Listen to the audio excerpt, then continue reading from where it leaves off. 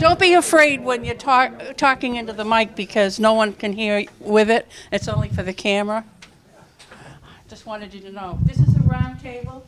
You have to envision the table here. That's like everything else within our Parklands. You have to envision it. It's not make-believe, but it's just not as tangible as you would like. So, welcome. This is the Spring Quarterly Parks and Trail Roundtable. We're here to catch up on what has been happening, what we would like to see happen in the next little while, and then everybody will know the same thing. So we'll all start on an even keel. Unfortunately, our town manager is it's not unfortunate that he's at a conference. It's unfortunate that he can't be here. But we do have other people from the community staff here and community committees here, and we have a lot of grassroots here. That's what makes the Parks and Trails work. So before we go any further, I'm just checking to see the order of business. Everyone's staring at me. With a round table, you know, everybody is equal. And you also know that there is no they. People say they're going to do this, they're going to do that. Well, there is no they for the Parks and Recs because they is us. We're going to have to do it, whomever we are. The parks and trails that we work on are town-owned. There are some privately owned. We talked about those at a previous meeting. The town-owned trails are part of a system, a lot of them along the Town River and the Taunton River. And then there's Carver's Pond that's inland. So they all have water features.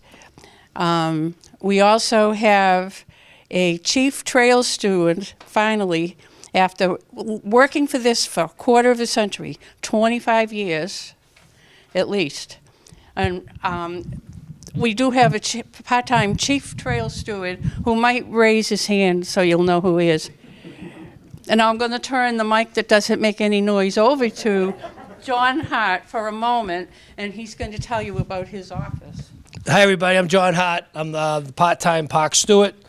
13 hours a week, I take care of the 6 parks throughout Bridgewater and maintain the parks and work with the stewards, and mainly Kitty, who's been invaluable for me the past year, to take care of the parks and maintain them and organize. We're still getting our feet wet a little bit. I should be getting a small little office in the rec building with Jim Small, the commissioner of the Park and Rec. And it's been quite the journey, but we're making some big movements forward, and it's exciting. And anyone that wants to volunteer to be a steward at any of the parks, please either see me or sign the sign-in sheet, and we can coordinate it from there. So on that note, I'll give it to Bob Roley. He was the Community Economic Developer. Good afternoon. I'm Bob Roley. I'm the Director of Community and Economic Development. Happy to be here. I can give you an update on the Stiles and Hart grant. We've got funding from the National Park Service to move forward with the improvements at that area.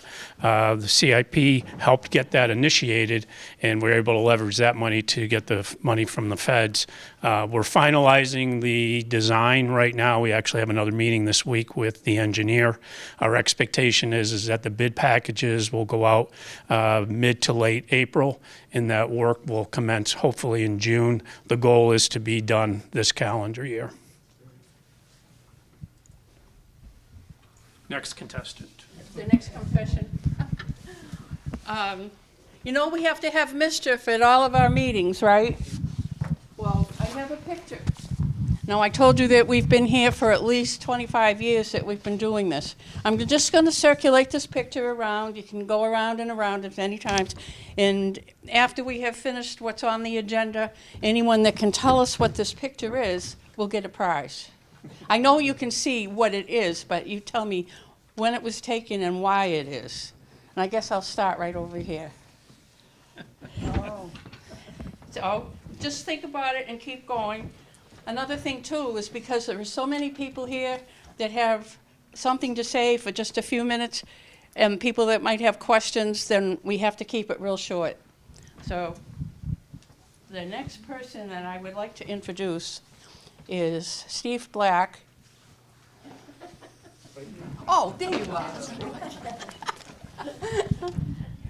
Tough mic getting this, doesn't work. getting this away from Kitty. Listen, I don't go for this round table stuff. I'm going to stand over here. I don't like having my back to anybody, so I'm going to do that.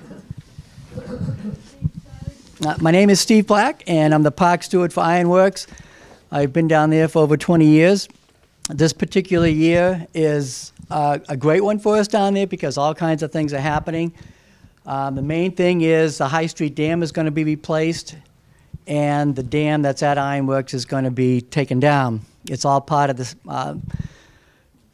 State Fisheries Department to return a lot of our streams to original conditions so that the spawning herring can go upstream and all.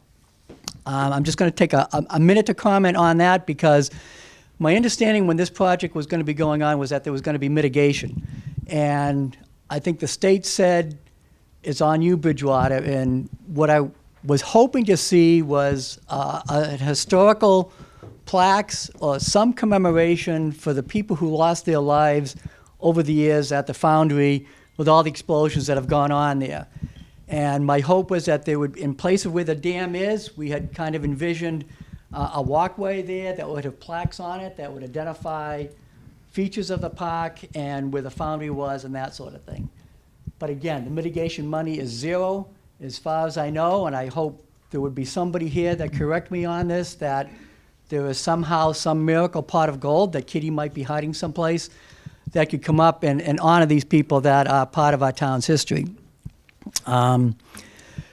So that's my 2 cents on that. I would like to say we're getting back again our Earth Day projects, cleanups.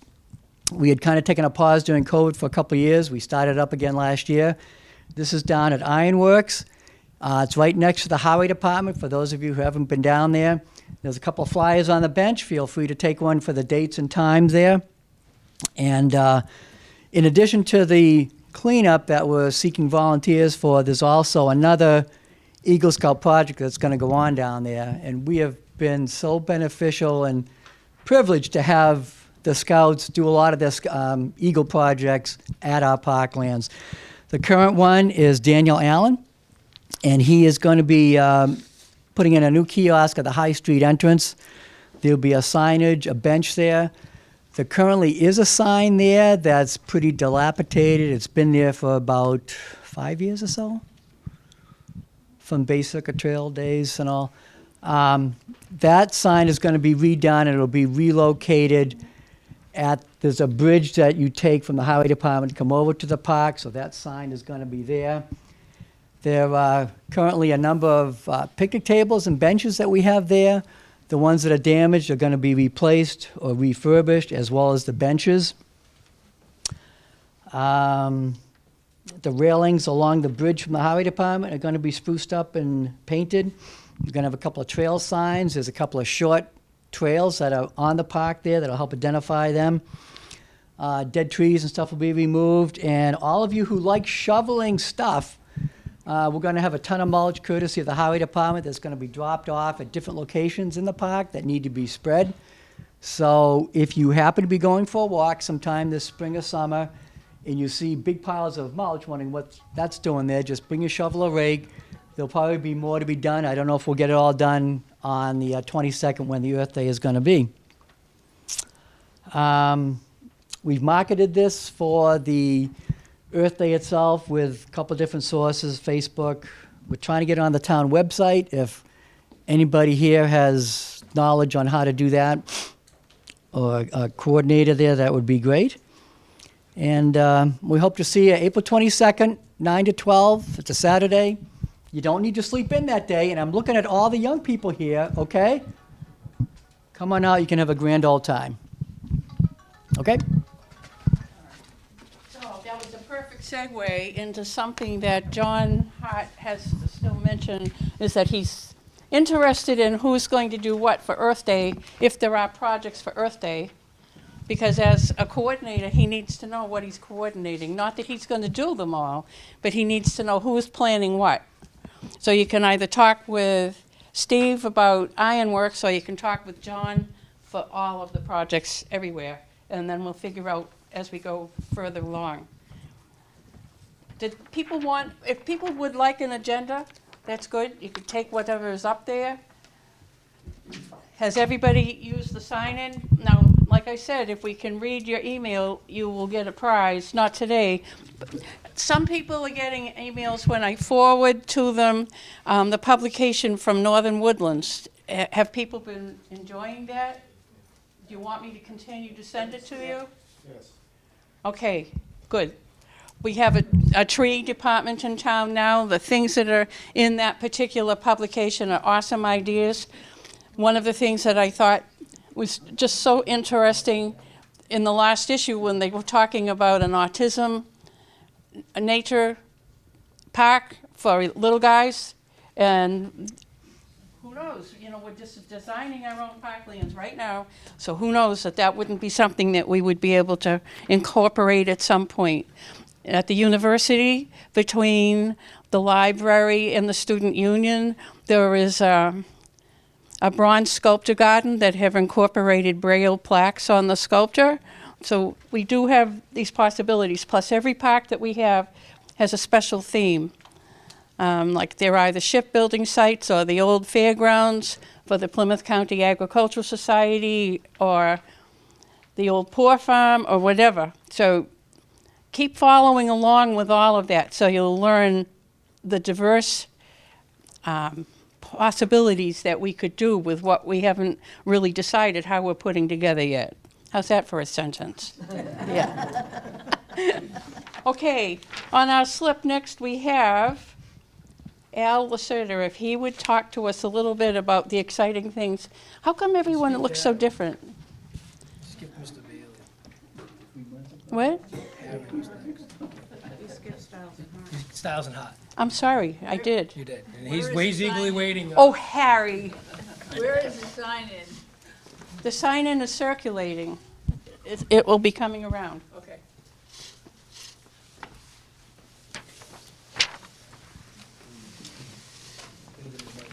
Yeah, take this and knowing that it doesn't make it any louder here. My name's Harry Bailey. I'm the steward for the Styles and Hart. It's the largest parkland in the town of Bridgewater, and there's going to be a lot of money put into it, a lot of work this year. I have preliminary plans in front of me. There will be some changes made most likely until they finalize everything, but this has been, what, 10 years in the planning? Even more than that. Yeah, even more than that. This It's is about the 10 time years of worth that of work. gorilla. I've been on it for 10 years. So I guess I'm finally gonna see it done. Ooh. It was in 2004, I think, that the Natural Resources Trust of Bridgewater had the AmeriCorps there to build the access trail that goes from the river right up to the top of the hill. That's how many years ago it's been that in increments we've been working on making that park user-friendly. Okay, there's a lot of history with the Styles and Hart Park, so hopefully we can get a kiosk and well, the kiosk is up on High Street, but we need another one at the new entrance that's gonna be put in. And, You need Look at- something on the kiosk. yeah, we need something on the kiosk. The kiosk is up, but there's nothing on it. So, it's a whole lot of things that we gotta work on. I have the preliminary plans, I'll put them over on that table, you can look at them. And, I guess we're gonna be busy this year. Thank you. Any questions? Why is everyone so quiet? We're not in church. Yes. I have a question. You have the plans, Preliminary plans. what you're expecting to do. And my understanding is that this is a group to help you. Is there any way that we could get copies of what might happen and that we could feed back to you? We could work on that. And I believe also that that would be part of what's already been submitted for permitting, so there might not be changes. Yeah, it's That's- all the wetlands have been delineated, the vernal pools have been picked out, all the trails are in there. The second page is the trails that have to be done and all the other work that goes along with the project, but How many acres is that? 80 acres. It's a mile plus on the river itself. But you And- got all these brains here to help. If we, That's why we're here. yeah, had, That's why we're here. Is there going to be a bridge across the river? We're working on it. We need, That's the idea. Parking there so people. we need somebody to start designing a troll for under the bridge. But that's down the road. We need the bridge first. What about downriver? Yes. You had your hand up. Microphone. Oh, I'm sorry. I just wanted to make a comment. Y'all think that the trail grant is the end-all and be-all? Actually, the Community Preservation Committee recommended and the Town Council voted $1.3 million for this park. The failure to recognize the CPA and its role in this is a bit of a problem. To that end, on last Tuesday, the CPC had considered an option for a parking area that goes in where the trail, where the gate is on the river. There's plenty of room there, I believe, for parking lot and a canoe access to the river there for accessibility purposes. Those are things that need to be considered, and we therefore voted to have the town have their engineers, nobody else but our engineers, take a look at the parking lot concept that was supposed to be part of the 5-acre parcel that Bill Wood was instrumental in getting. That was the original design. And then the town is trying to, considering buying another couple of acres for the parking. And then there's the third one that I just mentioned. So there's a lot of work to be done, Bob, before we actually finalize this, because there's a lot of other ideas that are out there that need to be addressed in some kind of public forum. But anyway, my main points are, A, community preservation money is paying for this, and we fortunately get reimbursed by all the grants, and they have to be done since the inception. So that's my piece on that part. Thank you. Was there any, yes. I'm very new to all of this. I can talk loud. But this Well, the is, BTV this doesn't record for everybody, it records for the camera. Okay. So now you're going down in history. Thank you. I'm very new to this, and so I would like to know, where is this Stiles and Hart Place? Is that on Cherry Street or somewhere down that way, or? You know, behind on Roach Broad Brothers. Street, the Chinese cafe that Yes. never has a car parked in it? Yes. Right behind it. That's the bear bag. That's the bags, clay bags. Yes, Yes. that's where it is, the old swimming hole. Okay, I know where it is. Did you have your hand up? Stiles and Hart Brickyard way down off of, almost in Halifax. No, this is the property that's in the downtown. Okay, I know. You can catch up with Harry later and he can show you the maps a little bit. Oh, I know where it Thank you. is. I grew up on High Street, so I know pretty much where it is. That's what it looks like. Okay. We will now do something on the Town River Landing. Okay, great. Let me just get up so everyone can see me here. Excuse me, sir. So I'm fairly new to the town, probably been here about 4 or 5 years. My name is Al Lassert. I run a nonprofit organization, 501c3, called Fire for Effect Foundation here in Bridgewater. We support veterans and first responders in the area. There's a lot of stuff going on in the town right now that's very positive. I think everybody should be pretty happy about that. Everything seems to be moving in the right direction. Obviously, I can see that with the parks and everything else and everybody coming here together. We got quite a large crowd. Everybody's passionate about it, and I think that's wonderful. For me specifically, we are dealing with the Town River Landing. My organization kind of stepped in and decided that we were going to take what the existing canoe launch that was down there, that was widely underutilized. I saw potential in the tremendous space that was down there. Apparently, it used to be highway department stuff down there. And then it kind of fell into disrepair, became overgrown. We were able to bring a team of veterans together.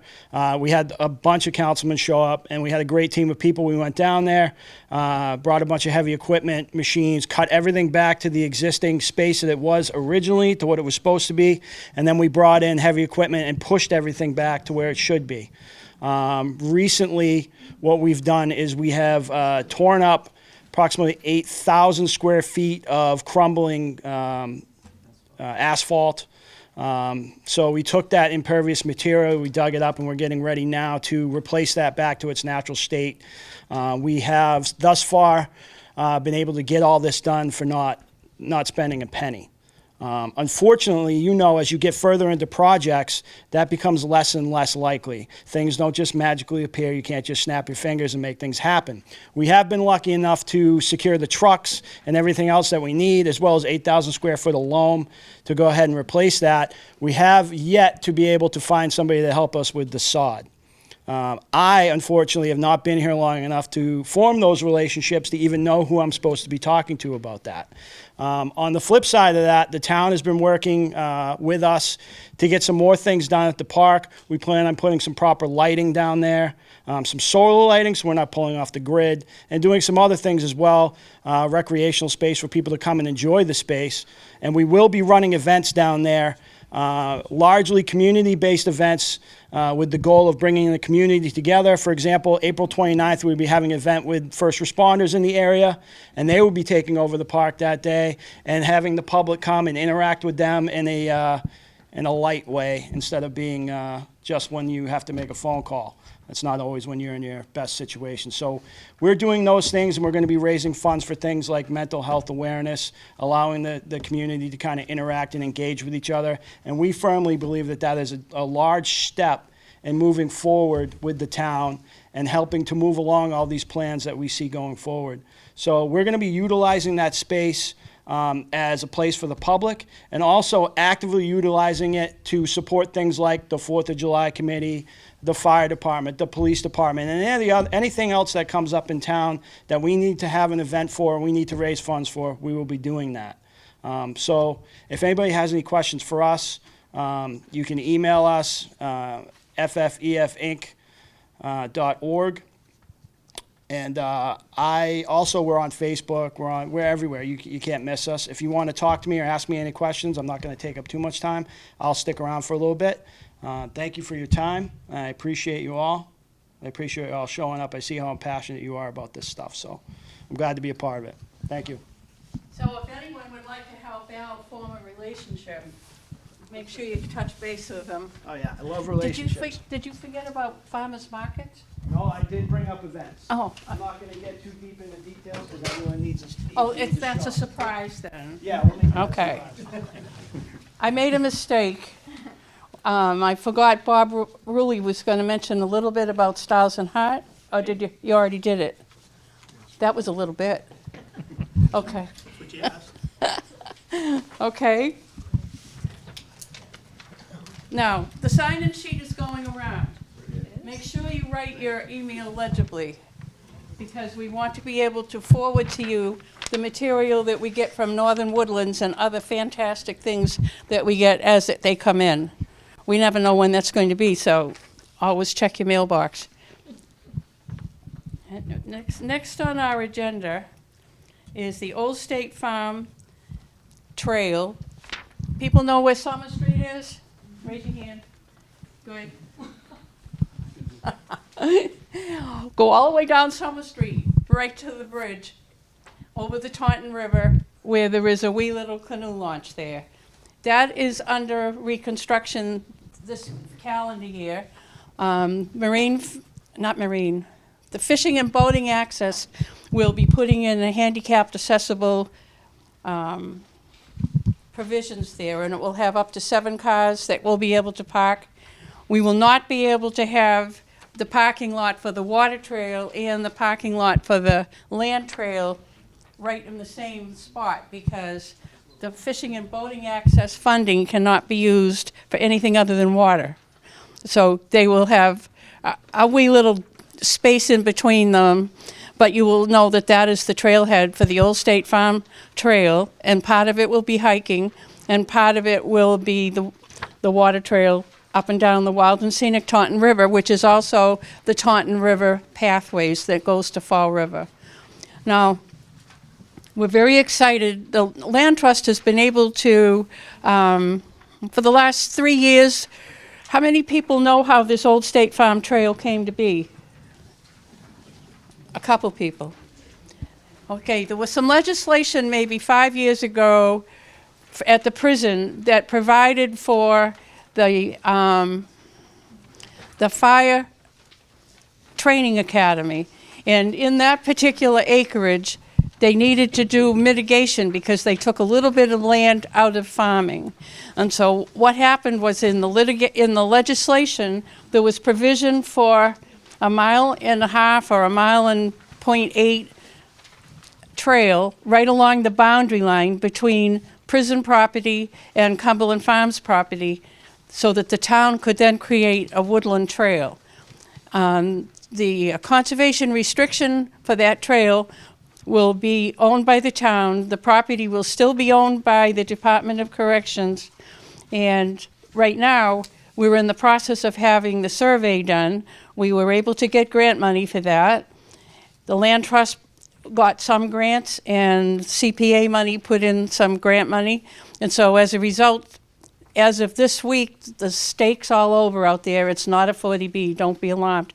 It is to define where the wetlands are and where our trail would be. And they'll be putting together the conservation restriction that then will be recorded, and the property will come into the town. That's phase 2. Now phase 3, the Land Trust in the town also has put in for a grant for this calendar year. We won't know that we get it until maybe June-ish. It's a Mass Trails grant, and they don't announce them right away. But that will be to create the parking lots and to be able to have trail design done, and also to have the notice of intent done for the wetland line, so that then our trail design would be permitted through conservation and the powers that be. That would be phase 3. And then next year, we will work on phase 4, which would be the construction on the ground of the trail itself, bog bridges, sitting areas, benches, kiosks, and all of that. All of the things that make an awesome trail. Now that trail connects the Taunton River, which is wild and scenic, and it's under the National Park Service. It connects it to the trails network that's in the Nuckatessen Greenway, which would be the Town River and Bay Circuit Trail coming down through West Bridgewater. And if you're really clever and can figure out maps and you have a lot of energy, you can go from Plum Island to Fall River on our network of land and water trails. And you might need to walk a little bit on the blacktop, and you might need a bicycle, but it is possible to do that without a vehicle. And it's going to get better and better as we keep going with all of this. Now, I don't want to interrupt my train of thought, but make sure you're legible with your signing in, because that's going to be a prize, in that you get those free things. And also, keep thinking about what that picture is that circulated and what it all means, because it will be revealed tonight. We're very fortunate, the Land Trust, to have 2 internships with Bridgewater State University, and we are doubly excited and blessed to be able to have the Introduction to Urban Planning class here with us tonight. And Professor Boa Kim, I can't see anybody. That's not Boa. There's Boa. Hello, everyone. Professor Boa Kim received her PhD from Texas A&M University, and her specialties are urban planning and sustainable urbanism and GIS mapping. And with her are these 2 fine young men who have been scurrying around to put together some information for us.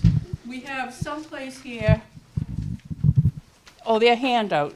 Now, one of the things that we've all been concerned about with our trail system is common branding, wayfinding signs and kiosks and information and stuff. This will be the beginning to add to what we have. So what what John has and what I hope the soon-to-be whomever it is that will be helping with the say lab and lecture, the lecture part, which would be probably the conservation department, with the plans that they pulled together and the visioning that they pulled together, and then us being able to put it onto the ground. These guys are pulling together some of that structure. So I'm going to hand the meeting over to them with our make-believe microphone. Thank you. Okay. Hello, everyone. Thank you for the great explanation for the kitty, and then thank you for the opportunity to participate in this great the project. My name is Boa Kim, and then I'm a professor in the Department of the Geography at BSU, and then with the two my awesome students, the Christopher Anderson and then Sean Dehan. So as like Kitty saying, we have awesome the resources, the given resources, and then using that nature, the given resources, we wanted to create the really great eco-friendly and then nature-based trail. So that the nature source has a lot of potential, especially for our children, the next generation. So we have two main goals along with this trail for the project. So as like your hands out, it's gonna be the 1.5 mile long the trail, and then we've been there for the site visiting. We saw lots of great the plants and then trees and then water resources and then canoe and then approach for all the water, the playground. So using those kind of the material, we are gonna create all the trails. And then the first goal is we are going to create the outdoor classroom and then management about the given nature, the resources, like the dangerous species and then preservation. And then the other one is using the geographic information system, that is the mapping software. So we are going to create the digitalized map and then paper version map, both together, and then provide all the resources to the residents and then who wanted to use the trail. And then also we're gonna create the QR code. So everyone right now using their cell phone. So just click the QR code and then get a lot of information. For example, like a background of the historical or the story and then background and the natural resources. So we are kind of gathering all the information right now, and then these two young and the nice the students already create a certain the website, and then middle of working on the combination of all the information and the middle of creating the map using the given resources. So they're gonna explain more detail about their work. So start from Chris, Sean, yeah. BTV, what's going on? Before I start, I just wanted to say, I wasn't expecting this many people or this kind of turnout. It's kind of cool. You have to talk louder. Sorry. It's kind of cool to see this many people. I don't know, I'm excited to be part of something bigger. It's cool. So today, there's a huge shared vision across the state to link outdoor spaces through parks and trails. And the Old State Farm Trail is the newest link in this vision. And as interns, Chris and I have been tasked to develop trail branding and development approach in order to fully represent our trail's identity and background. We conducted literature reviews on topics as outdoor classrooms and education, sustainable development and conservation. Still can't hear you, I'm sorry. Sorry. Okay, let me start it. No, let me start from the sentence. In order to fully represent our trail's identity and background, we conducted literature reviews on topics such as outdoor classrooms and education, sustainable development and conservation, and the historical context of our trail. So focusing on today's efforts to link open spaces through parks and trails, natural resource areas, and community features, having the ability to share methods between trail projects within the Greenway network and other networks. It allows there to be a blueprint for some projects that may be able to gather inspiration from them and then go from there. Creating approaches to make a more eco-friendly, sustainable, and enjoyable nature trail allows for rapid expansion and connection of trails within the Greenway network, providing spaces for passive recreation and outdoor classrooms for generations to continue to learn. So Kitty and Dr. Kim already mentioned the origins and history of Old State Farm, but it's really important for our trail's identity and background to bring up the indigenous peoples' origins and their harmonious relationship with the Taunton River and the surrounding nature. So that's going to be a really big part of our research and our information available to people on the trail. The post-colonial history is, as Kitty stated, part of the Old Colony Correctional Center. It started out as an almshouse in 1840, and this housed like hundreds of people for farming and housing purposes, but this was later turned into the Old Colony Correctional Center. So like some others have been discussing, maintaining these trails and parks is a big part of it. So creating approaches for sustainable management of trails within these greenway networks is crucial for people to continue to enjoy. One of the methods considered for the management of Old State Farm Trail is to organize a club or group at Bridgewater State University that would be willing to maintain brush and invasive species encroaching onto the trail and meeting on a monthly or bi-monthly basis to take care of what's needed. This method of volunteer trail management works well with a group of people who's committed to nature conservation and recreation and sustainability within the town of Bridgewater. These management methods are also transferable to other trails within Greenway networks and provide sustainable trail management across other trail networks. So as geography students, we're trained on a mapping software known as ArcGIS, and this is developed by an organization known as Esri. Esri also has an online tool that allows you to make story maps. So this story map is an excellent way to feature our branding strategies and keep the community informed and engaged. Story maps allow us to neatly showcase all of our research, photography, and interactive trail maps all in one place. And this story map acts like a normal website.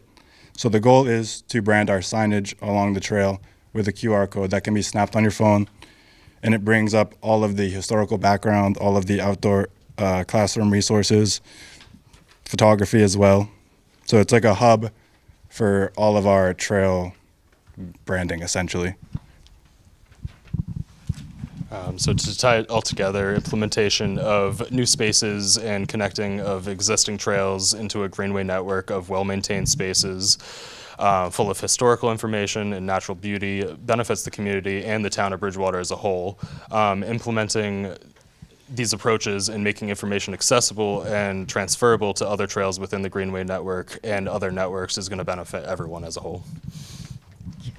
So as explained from these two students, we are right now in the initial stage for the developing or the website and then trail information, but we are thinking about the beyond the after that. So what I mean is, as I stay as a professor at the BSU, it's gonna be the forever. So I'm gonna maintain, and then I'm gonna deal with the website continuously. And then the website the sounds is like difficult, but it's not that difficult at all. So and then it's kind of updated by every single time, and then real time all the events. So I'm gonna manage about all those things with probably next semester, other year, with the other students. So it's gonna be forever the things for the city of Bridgewater. So if you have any comments or the feedback, we are happy to hear about your opinion. And then probably it's difficult to deliver, you can just say Kitty, and then Kitty deliver to me. So I am happy to hear about your voice and then opinion. And thank you for your time here. Thank you. One thing we have to remember is that these young men graduate in May. So everyone has to congratulate them and wish them well. Another couple of thoughts about all of that. as far as the State Farm Trail is concerned, there will be a loop that will connect to the 40B that's at Curve Street. So that is something that's still in the design phase. And it's going to be awesome. Now, we have another special... 1 second. I know I used up my 3 minutes. Is it possible for you to do what you're doing at the State Farm project for each of the parks in Bridgewater? We would love to have QR codes for all the parklands, so. That would be great. So it's gonna be like, the trail one, and then, yeah, definitely, yeah, I'm happy to do that. Okay. You're going to be around for a while, right? She's not graduating. So, we have another special report today. You know how we've been trying to integrate into our discussion an introduction of all of the parklands, even the ones that are privately owned. So one that people see at the bottom of the hill on 104 as you go around after the lights right there on Plymouth Street is the little park. And I'm going to introduce Mr. Hunt, who was not Mary Lee, as the agenda says. You may have the phony mic. And like my friend here, I don't like people behind me because I don't know where the apples are going to come from. Hi, I'm Carlton Hunt, longstanding member of the Bridgewater Improvement Association. I'm substituting for Marilee, who's probably one of the better visionaries in town. Think about a number of projects. The Music Alley is one of those. She's not here tonight because she's finalizing our planning for the Bridgewater Improvement Association annual meeting at the Academy Building at 6:30 tonight. You all are invited to come. We need new members, so please join. BIA owns 2 parks in Bridgewater. One is the 7.7 acre Flora T. Little Park right down here on Summer Street. And the other one is one that you don't know much about. It's the 0.4 acre Dubin Park.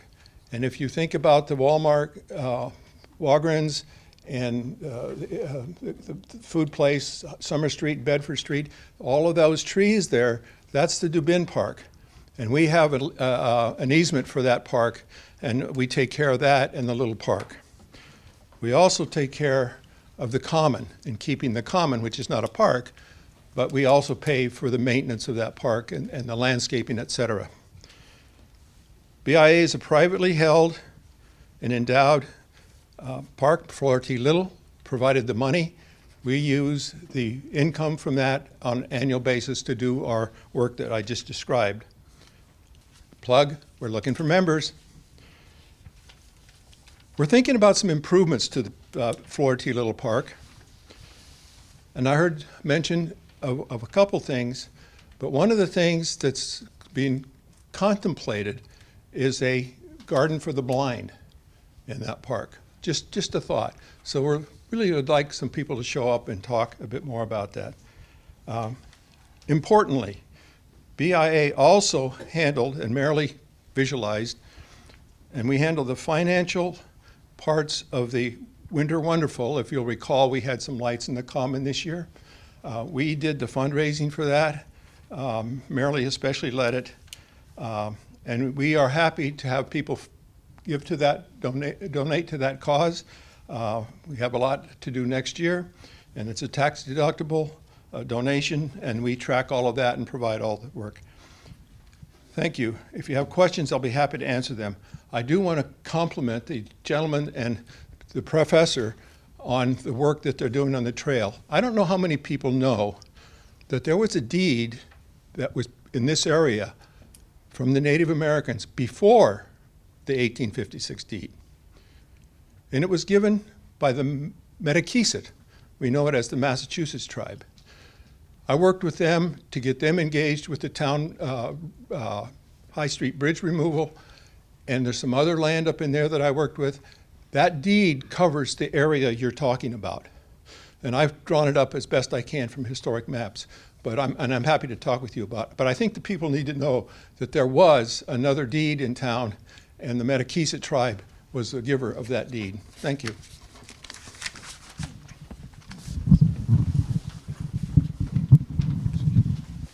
Are people starting to see how our parks flow from along the river and all the way down? Some are town-owned, some are privately owned. All of them are publicly accessible, et cetera. So we really have an awesome amount of open space that we have the privilege of being able to utilize and enjoy. Springtime, the rite of passage, herring, fish. I'll go up there. Okay, do you want the phony mic? Sure. You can give the history about the whole, Probably in 1994, the Town River herring fishery was founded as a by-town committee with West Bridgewater and Bridgewater together. And it is for the safe management and it used to be harvesting, but now you cannot harvest them. And Hank is on the Town River Committee, so that is good. correct. My name's Hank Estabrook. Hello, everyone. Can you hear me? In a nutshell, what we do is we count river herring and we give those numbers to the state. We do this at the High Street Dam at the fish run. We have an electronic counter that goes in there. It's fairly old, but it works. Unfortunately, it looks like this will be the last year we'll be doing it there. We're hoping to do something in West Bridgewater next year at the War Memorial Park. Their fish run's much smaller though, so I don't know if it'll fit. The numbers over the last 5 years have been pretty consistent, about 10,000 coming up river every spring, with the exception of last year, we had about under 5,000. So that was not good. One of the culprits, I think, is the log jams, which are behind Roach Brothers. There's 2 good ones there. We don't think the fish can pass. Since Mass Fisheries will be in the area, we're hoping to get them down there to maybe clear those out, maybe improve those numbers. We will see. Thank you. Are you going to also bring up the partial dam down by the curve on? My understanding, both those dams, that small dam is there to guide the fish, to tell them to go, this is the fish ladder. There was kind of an obstacle there, especially when the river drops for years, down by the metal fabrication place. Oh, he's talking about down at the feed store? Yes. Yeah. Big log jam? I don't know if it's a log jam, but there's been a permanent dam down there, which we talked about destroying. It's a skeleton of the dam out at 104. Plymouth Street? Yeah. Yeah, they can get over that. Mass Fisheries did take a look at it. When the Okay. water's low, it's not a problem. Because they're not there. They're not going upstream. Right now, we got the fish counter and they're going up now. Okay. Thank you. We hope. It's only a problem for kayakers and canoeists. That's a little dangerous part. Because our educators over here need to scoot, I want to know about the, before Monica says what she's going to say. Get ready, Monica. Who knows about that little picture that's going around? Who can answer it? What it is and when it came? Right here, I know. What is I'm it? not gonna tell. Oh, all right. So nobody knows. Familiar, but I know. Okay, Have the Wait. person stand up. would Gina like to tell us what that is? It's me. One of my better hair days. It was many years ago. It was Roughly. in 1997, 1987. About 87. Yep. 87, 88. It was on July 26th, a Saturday. Yep. It was Kitty hot. had this, her group was doing Taunton River cleanup. And she happened, I'm on Parks and Rec now, at the time it was just recreation. And she happened to comment to me about, oh, we should have somebody dressed as a gorilla on the shore behind the Waterford, sitting with their bananas. So I said, yeah, that's a great idea. Well, don't agree with the kitty for anything, because 2 days later, she was at my door with a gorilla outfit and said, you can sit It was there. a family heirloom. And it was the hottest day. And I sat there behind Waterford, did not see one canoe, one person during the river cleanup. I left to use the ladies' room. They went by, I came back, never saw anybody again. It was 142 degrees Fahrenheit, and she stayed in that suit for 2.5 hours, and when she got back, she was so disgusted she ate a banana and no one saw her do it. Yeah, and the bananas, it was so hot, they just wilted in my room. So I want you to know how long it's been that a lot of us have been together working on this park system. It is so exciting that we're at this point now where we have this much momentum. The picture can go on John's bulletin board as part of the history of the new Parks and Trails Division. And this is a booklet for Gina and our appreciation.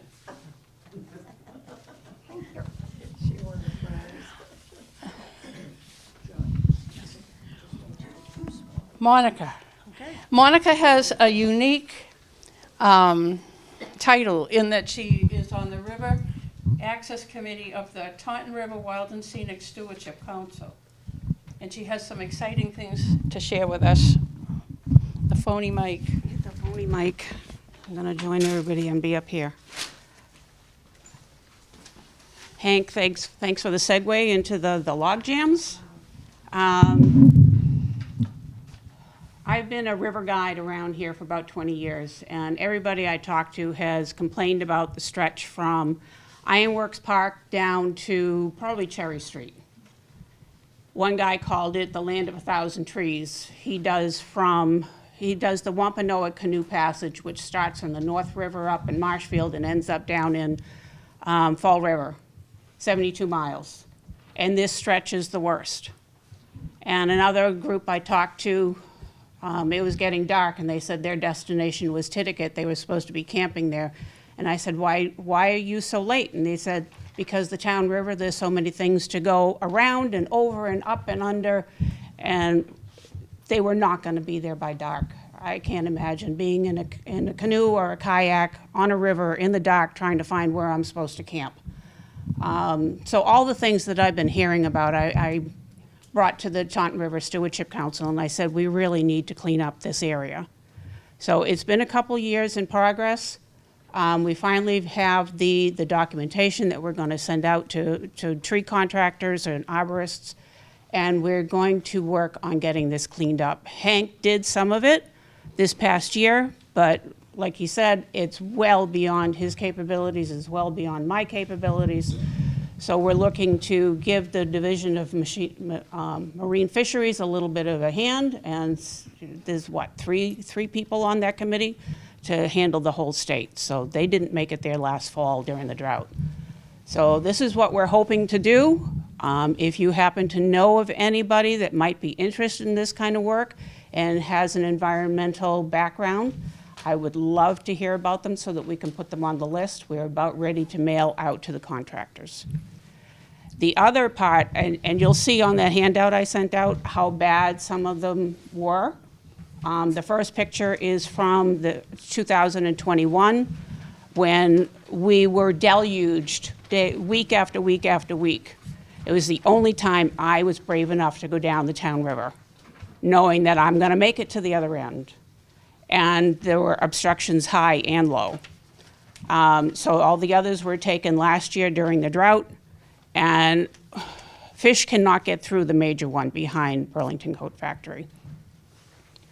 So the other side of your handout is showing the second part of the River Access Committee's task. And this is something else that I brought up to them, I don't know, 4 years ago.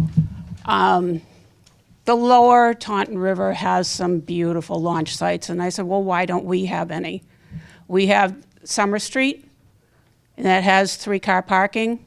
The next official kayak launch site is 18 miles down at the Ware in Taunton.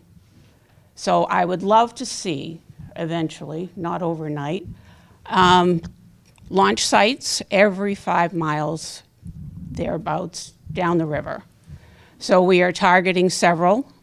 There were 2 on my top 10 list for the Snake River in Taunton.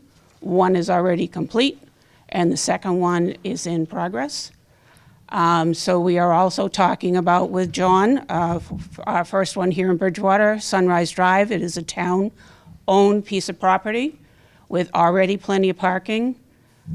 Somebody went in there last year and cleared. Nobody is owning up to who it was, but all it needs is a cement ramp and a little bit more clearing, and it should be ready to go. It's just a matter of does the town want to do this? So we're hoping that they're going to say yes. Eventually, we'll just keep prodding them until they do. There are a couple others on that list.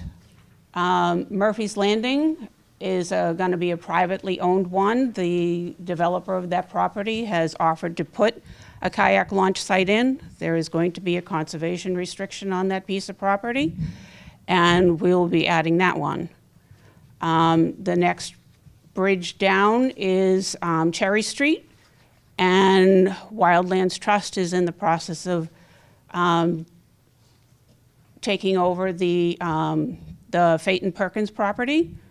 There's a 100-foot buffer between the development on Magnolia and the Taunton River, and they're in the process of acquiring it. And we're talking to them about putting one on the Bridgewater side. So then there would be Sunrise Drive, which I believe is probably about 5 miles. No, Summer Street is the next one, then Sunrise Drive, and then we're going to be bugging Rainham for some down there. So, any questions? Where's Murphy's, Monica? Across from Bridgewater Farm Supply. Oh, okay. Kitty? You can, I love it. That's my dad. You can receive for BTV. So with all the trees in the river now, and I've heard about these for literally decades. Yes. My understanding, and you can repeat for BTV, my understanding was once a tree falls in the river, it's part of the river and can't be removed. But is there anything beyond what you've talked about, a petition of users or conservation people that would encourage the state to come and remove things like that? You're looking at her. I have been working with the Division of Marine Fisheries for a while. I just attended a workshop that this is a problem throughout all the wild and scenic rivers. Some of them are far advanced compared to what we're doing. A lot of them have rapids too, so they need to have rivers cleared so people don't die. But it's becoming a problem, and having the High Street Dam come down really was my impetus to get this going, because I know how bad it is. And with COVID and all the newbies out there with their kayaks, I just couldn't, in my heart, let it go without doing something about it. And I want to have it cleared. It doesn't mean that we're going to remove the whole tree. We're going to remove just enough so that recreation people can get through. You know, and it's going to be done in an environmentally sound way so that the debris is still there. And I mean, we're not going to take the challenge out of it. That's half of the fun of kayaking and canoeing, right? So, you know, it's not going to clear the river. It's just going to improve it. My name's Bob Wood, that's my son. But 1985, Kitty knows, we walked up behind McDonald's. Yeah. Down the river and cleaned it, transmissions and Oh, yeah. tires. Luckily, I haven't seen anything like that. A few tires, not too many. I've seen a TV, but I haven't seen anything like a transmission. A dead pig, yeah. How many dumpsters does we get? Oodles. Yeah. Well, luckily, people are paying much more attention to their waterways, and that doesn't happen much anymore. Thank you, Monica. So we have land and water trails. You have heard that we're working on all of it. We have Parklands. Every one of them has its own theme. He just mentioned a little bit about the dumpsters and all.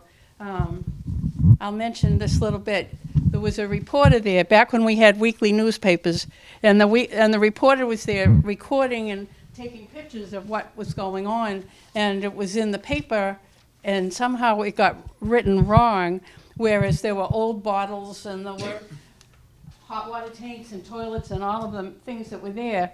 Instead of writing, old coins were found on the banks of the river out there in back of Burlington Coat Factory, which was then Fernandes.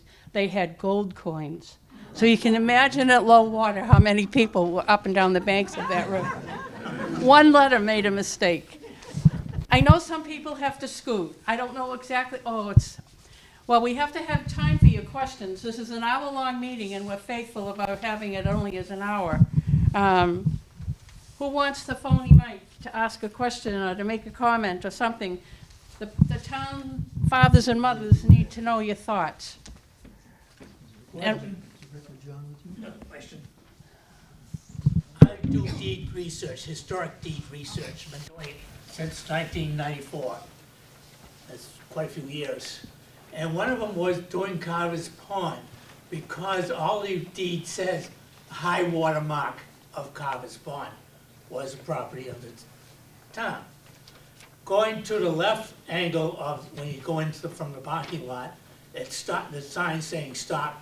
This next 4 lots are town lots, but then it becomes a private lot, and you can't go any further around that side. You can still go around to the right, and there's bench down at the end where the trail ends. What I've always wanted to know, and keep asking questions, don't get an answer, how much water is it is there that you need a bridge to cross?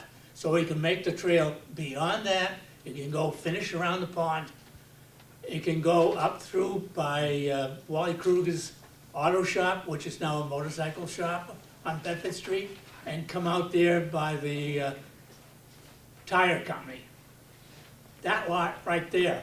Thank you, Paula. Come out is about 200 feet from Lillian Kruger's property, but it just goes up and stops. And the deed alongside the sports arena there says, by the dump.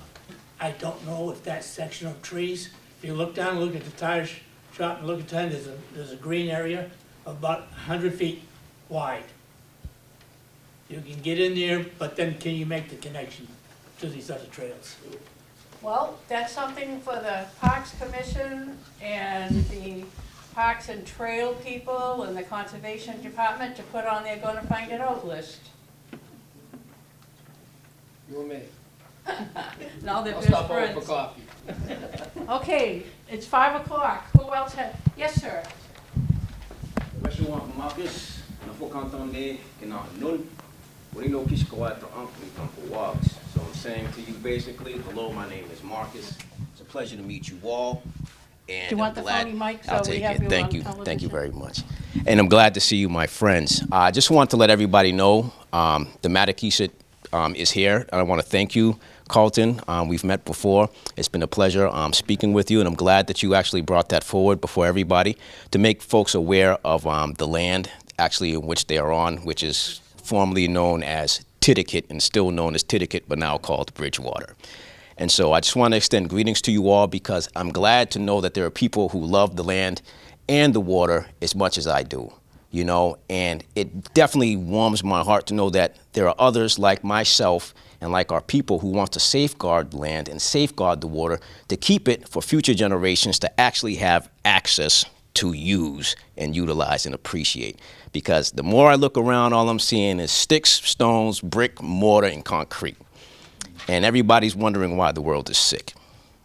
So again, I want to just extend a hello to everybody. I am a Matakessit tribal member. And you can also look for us at matakessit.com if you need to connect with us in any way. And we do look forward to hearing from you all. Please do reach out to us. And if I can get the contact information of the people who have spoken, I would greatly appreciate that. You gotta see the lady that talks a lot. Mrs. Kitty or Miss Kitty? Which one is it? Kitty's fine. Kitty's fine. Thank you, Kitty. Do you have a card? I do not have a card, but we can exchange. Yeah, yeah, we need to do that. Yes. And you need to speak with the lads just to encourage them. Absolutely. Okay, people, time's up, but you can visit with each other.